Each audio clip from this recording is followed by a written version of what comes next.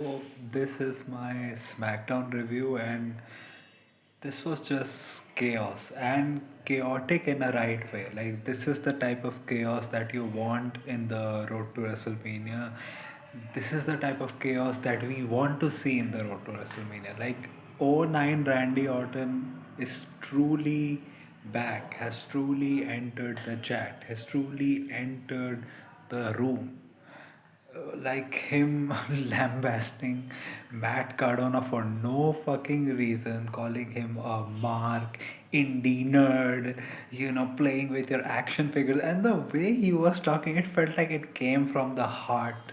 Like Randy was like, I hate you, Matt Cardona, and I'm gonna say all the things that I wanted to say to you under the guise of a promo. Then even his promo inside the ring, him being all veiny, red, looking like his head is gonna burst, talking about how like he wanted it to be Drew McIntyre. But then it was Cody, and that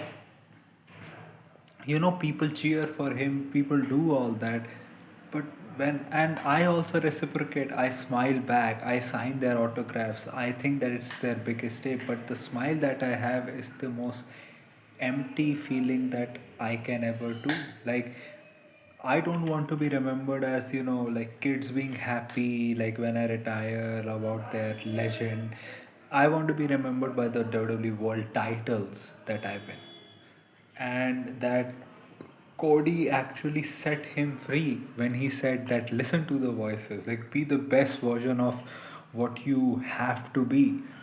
And he became that, and he didn't want to do that. And this is the same kind of manipulation that he did against Edge, that what, I only want you to be with your family, I don't want you to fight anymore, I don't want you to put your neck in danger, while also putting his neck in danger by concertoing him. And yeah, like, yeah, Cody, yeah, like in the same thing, this manipulation that he's gonna abuse you, but he's gonna make it seem like, yeah, you told me to do it, so why are you so cross about it? So that, and then him saying the voices told me, and the voices make me believe that I'm gonna be the world champion, I'm gonna defeat Cody. The only thing with the problem with this is his material is good. It's not a you people promo, and even if it is, it has nuance in it, and in a way that actually enhances to the story, shows that how much of a snake Randy really is, how much of a manipulative bastard he really is. Only problem is the crowd doesn't care. The crowd is going to cheer for him. Like, Randy is now at a time in his career where they're not going to boo him. They're just not going to boo him. And you could see whenever he mentioned Cody, they were booing Cody. They're not booing Randy, they were cheering for him. And and what happened at the end of the show, him calling out Matt Cardona, then being like, I apologize to you. I like action figures. If I was Matt Cardona, who has been through that with Kane and everyone else, John Cena, I would have ran out of the ring at the same moment. I wouldn't have even gone out. But when he said that I like action figures in the most condescending manner possible, I would have run. You hugged him, you stayed there, and he low blowed him. Then he broke his arm, like doing this, all this, like the voices is getting to him. And the crowd, being a bunch of sadists, was chanting about one more time, one more time. So, yeah, the crowd is not gonna turn on Randy. But this is the type of chaos we needed. Talking about chaos, Drew McIntyre crashed Jacob Fatu's car at the start of the show, like broke the like windshield, dragged him out, was beating him up, went to the ring. Nick Aldis came out. Drew McIntyre insulted his son, that look at how much of a corporate stooge your father is. Jacob Fatu comes out of nowhere and starts beating his ass, like putting him through the announce table, over the announce table and all. And also at the end of the show, both of them falling off like a scaffolding. And Nick Aldis, first of all, you got there so late, they're hanging off the ceiling fighting, and he's trying to, oh stop, they're about to fall, what are you doing, run. Like, run, do not stay and watch them while they're doing it. And then they fall, and both of them are dead probably. But yeah, that was the type of chaos we needed. Also, another thing that Julia and Tiffany are gonna have a match for the United States Championship next week. So I hope Tiffany does not win that. I thought that this would be the Mania match, but maybe I think the Mania match involving the US title. I think it's gonna be something multi-woman because I do think Chelsea's probably gonna get injury free by then, and the way that they have even the dynamic that they have between Julia and Kiana, I think Kiana is gonna get involved in that match. Maybe if Jordan is cleared, maybe she also gets involved. I hope Julia doesn't do it because this is her second defense after like more than 1.5 months where she had a defense against Alexa Bliss. So yeah, that. And then also you had the Motor City Machine Guns versus Fraxium, where Motor City Machine Guns won because Candice LeRae interfered. Danhausen was trying to, Danhausen got the monies from Candice LeRae. In a way, it looks like Candice LeRae is helping Alex Shelley because she thinks that this will help her husband regain her confidence back. But you have that dynamic between Chris Sabin not being happy with all this. So yeah, it's I don't know where this is going. I hope this isn't another this just goes nowhere and Johnny is just back to being normal and none of this is mentioned again. But I don't know what the direction is. Like what are they forming a stable like a mid card stable, Motor City and Johnny Gargano with Candice LeRae? Because maybe it's a good sign for the tag division because we got a tag division match.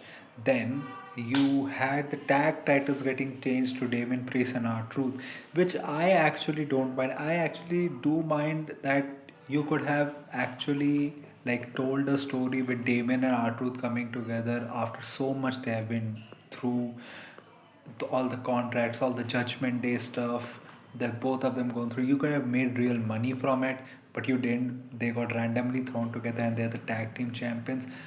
I don't mind it because I think this is probably it's probably leading to the tag team division finally involving themselves with the tag belts, which I think is probably the right decision now because SmackDown's tag division was the best thing on the show last year, and I think this may be the start of it again. And look at how he has booked Damien Priest. When we thought like maybe Damien Priest is not one of his most like wrestler, oh, he got eliminated by Royce Keys, he got pinned by Sami Zayn, but now he's suddenly tag team champions out of nowhere. Like R Truth is a champion in 2026. And the photo that Triple H had with both of them, like I have never seen him cheese that much. So I'm glad that the tag team titles are back in there, like White Six interfered and all. And after the match, backstage, like Tama was like, you're starting to sound on like Roman Reigns and everything. So thing is, I feel bad. Like they could have, if they just ended the Wyatt Six feud and involved MFT in the tag team division properly, they could have been a proper like they could have been the best like faction for the tag team division, heel faction where everyone else can work around them, and it probably would have given JC Mateo something good to do. But now he just gets pinned by our truth. So yeah, that is that. Uh, Again, Jade Cargill and Rhea Ripley's promos, who writes this stuff? Like, what 2K26 universe mode level stuff that they have in their promos. Uh, I don't mind that Michin and BFAB are with them because okay, it gives Jade more power, makes her look more powerful. She doesn't have to do all the work now. Uh, it also gives Michin and BFAB to do something. It's just that now on SmackDown you don't have faces that many. Like who are the faces? Like Tiffany is a face, Rhea is a face, and Charlotte and Alexa are faces. But both of them are in the tag team division. Only Tiffany and only Tiffany and Rhea are the faces on the division. Like even Bella Twins are in the tag team division. So there are no more faces, and the thing is, you need to explain it to us in the story. Like, why are Meechin and BFAB, who have been getting their ass beaten by Jade Cargill for months, are suddenly with her again? Especially Meechin, who got her ass whooped, got humiliated, got licked upon, and had Jade do the sexy pin on her, is now on her side. They have to explain it. And if they are a faction, please let Meechin and BFAB be a regular part of the women's tag team division. Okay, use them like if you're having a faction, like use them as a faction. If they're like okay, they are her like lackeys, but those lackeys should also have worth, and you can have them have worth if they are in the tag team division as well. Talking about the tag division, you had the Charlexa versus the Irresistible Force. I think it was, yeah, it was Charlexa was the Irresistible Force, which was disrupted because of, I don't remember. Was it Charlexa versus the Irresistible Force or was it the Bella Twins? I think whatever happened in the end, disqualification happened. First of all, Naya, please don't be so like stiff when it comes to Charlotte. Like she was giving you like boots and all to your face, and you're just standing there like concrete. Another thing is, I do like the hate between all these three tag teams. The way that they were hitting each other and the way their expressions were, it feels like there is hate. Now they have to find a way to get Lyra and Bailey involved there. Maybe Asuka and Kyrie too.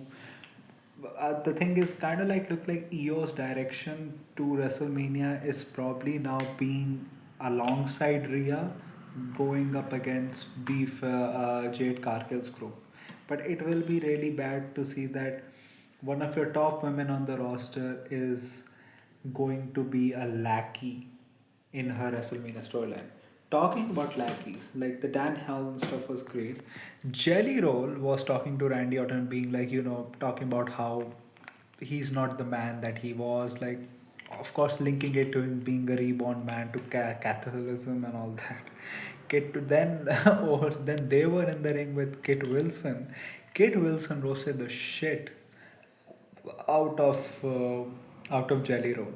The thing is, Jelly Roll, the way that he gave that promo to Randy Orton, like Randy Orton being fake, or like yeah, I understand, then coming out and like hugging kids and all, and then beating the ever living shit out of Matt Cardona, but that showed that he actually cares about this business, and many wrestlers should learn from him how to give a promo. But in the ring, like slam poetry session between Kit Wilson and Jelly Roll, and Kit Wilson called him like, okay, like fat loss, like we know that Azempic works, that now that you can see your willy. He fried Jelly Roll there, proper fried.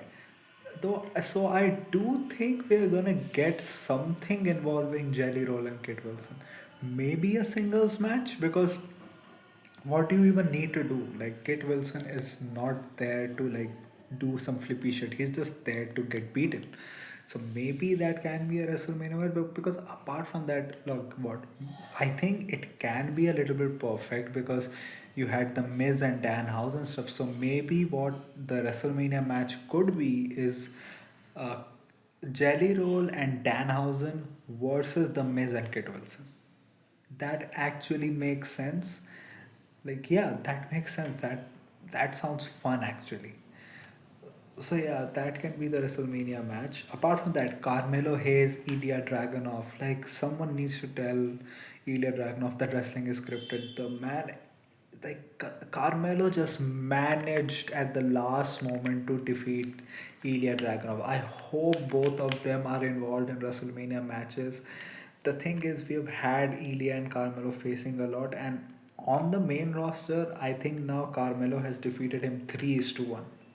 I think it's 3 is to 1. I think Ilya has beaten Carmelo in I think all of his NXT matches. But this was awesome.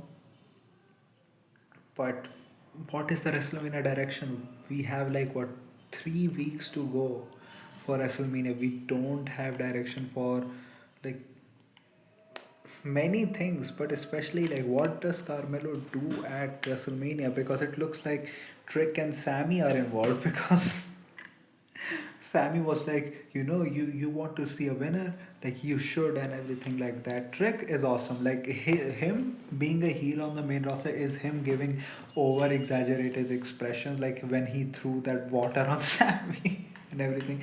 That Sammy got distracted, and that caused Aleister Black to win. So kudos for Aleister, because Aleister has gotten two big wins. Like first, pinning Randy Orton before he turned heel and then pinning Sami Zayn. And I think Aleister Black is going to be a big part there. I don't think he's going to be like the main part that he's going to get a match at WrestleMania, but he's going to be like the like what Karrion Cross was to AJ Styles last year, but this time uh, the storyline is actually written well, that he's probably gonna be like the one that he's gonna influence, that you have to do it, like you have to turn to the dark side. And maybe that's how, maybe what happens at WrestleMania is, in the end he loses to Trick Williams. Maybe Alistair gets involved there. He like punches him something, and in the end Trick Williams takes up the win.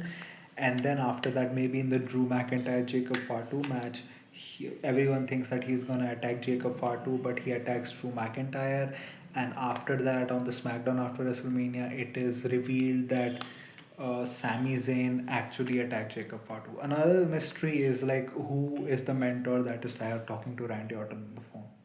We still don't know who that person is. So yeah, that is what was SmackDown.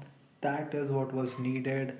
Yeah, excited about what happens, but they need to figure out some shit, man. Like, okay, like, but some direction has to be set, and it has to be set by last week, next week, because then what you have to promote at least the matches for 2 weeks, right? So I think by next week, I think at least the SmackDown part of the card related to this show needs to be decided. So what do you think about the show? What do you think about my review? Tell me in the comment section. If you like this type of content, like this video, share and subscribe. If you don't, then share with those who do. My social media accounts, which are my Twitter/X account and my Instagram account, links are in the description, so go follow me on that. My UPI ID link, which is shabba@okicici, is also in the description, so go donate any amount of money which can help me make YouTube a permanent career option. So that was it for me for today. So thank you, goodbye, alvida.